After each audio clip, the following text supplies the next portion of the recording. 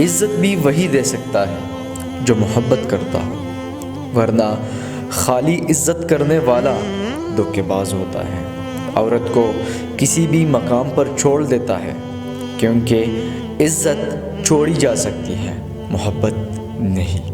محبت میں ہم عزت بھی محبوب کو تما دیتے ہیں، وہ جیسا مرضی سلوک کرے ہم اس کے علاوہ سوچنے سے پہلے مرنا پسند کرتے ہیں۔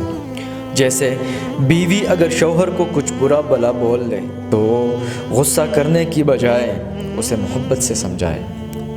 اس کا مطلب یہ نہیں کہ وہ کم ظرف ہے، بلکہ وہ بیوی سے محبت کرتا ہے اور اس کی عزت ہے۔ میری نظر میں ایسی عورت جنت کی حوروں سے بڑھ کر ہے۔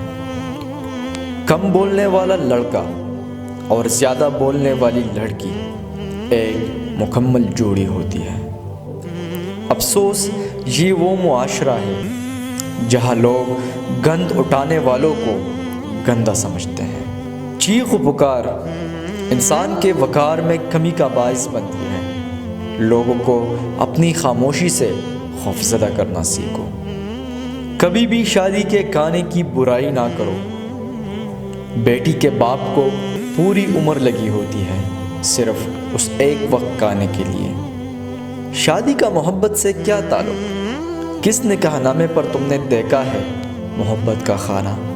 شریف عورت جس سے ایک بار جڑ جائے بس پھر وہی اس کا سب کچھ ہوتا ہے۔ کسی اور کے سائے کا تو سوال ہی پیدا نہیں ہوتا۔ جان دے گی لیکن شرک کا خیال تک نہ لائے گی۔ اگر کسی سے کچھ مانگنا ہے تو محبت مانگو۔ محبت مل جائے تو سب کچھ مل جاتا ہے۔